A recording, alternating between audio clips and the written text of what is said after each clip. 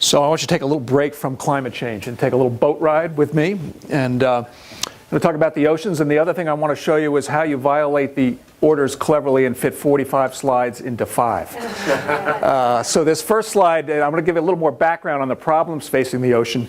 This shows what has happened to the world's fisheries over the last 40 years. These are my first 40 slides. And as you can see, about 2/3 of the world's fisheries are now at or above their limits of sustainability. The world's fisheries are in some serious, serious trouble. That's not the only problems facing the oceans. Most marine mammals are now facing serious threats. Most are endangered status. Every species of marine sea turtles are also faced very vulnerable, faced some with extinction.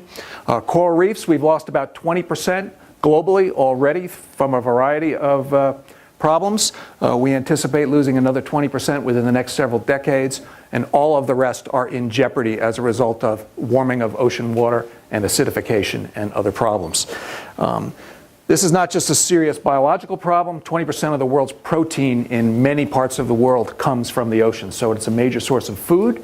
And it's a source of economic livelihood ranging from $100 million to $150 million a year. So what we are proposing, and I hope also I have the prettiest photos here, is to set up very, very large ocean reserves. And by large, we mean we have a goal of 1 million square kilometers within the next 3 years. We want to establish regional cooperation mechanism using willing governments in each of the major oceans of the world to get started on this, and set up a common structure for sharing management planning, what they learn, how to develop management plans in each of these areas, sharing research, there's a lot of science to be done, developing monitoring and enforcement schemes. They are very, very large bodies of water and require a very, very significant monitoring and surveillance capability, and also we could work together internationally to secure funding to make this happen.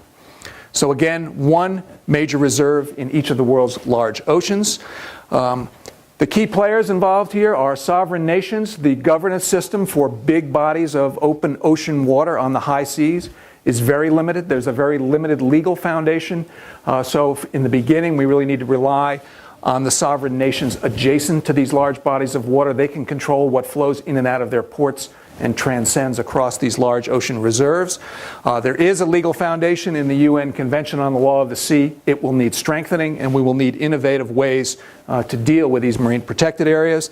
The stakeholders are somewhat obvious. Fishing industries, but not just fishing industries, the large seafood companies who have yet to really get involved in ocean management. There's a significant opportunity there. Seabed industries, mining, and other companies that would extract minerals from the seabed floor. Scientists, of course, to do the research to help set up these reserves.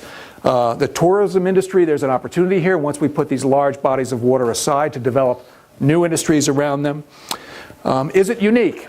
Less than 1% of the world's oceans are now in a protected status, and oceans cover 70% of the territory of the globe. So I think it's fairly unique. There are some precedents, however, for setting these up. We've been involved, as of others in this room, in setting up the largest marine protected area in the world in the Phoenix Islands. You have to Google it when you get home. It's halfway between Australia and Hawaii.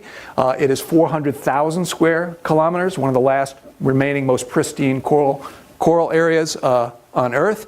And the governments there are now collaborating to set up an even larger network of seascapes throughout the Pacific.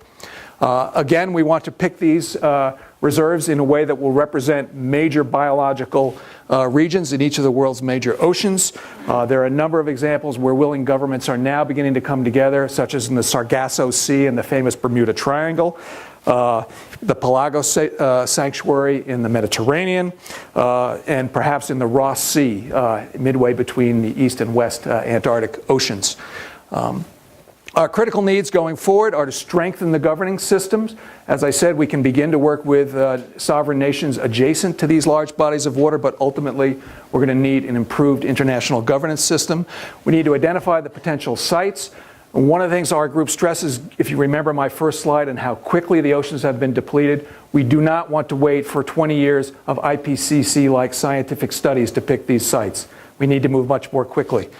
We need the support from the seafood industry because a large fraction of these reserves will be what's called no-take zones, where no fishing or trawling of the bottom will be allowed.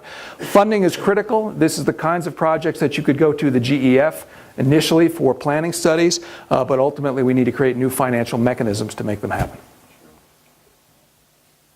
Good. I hope you enjoyed my cruise. So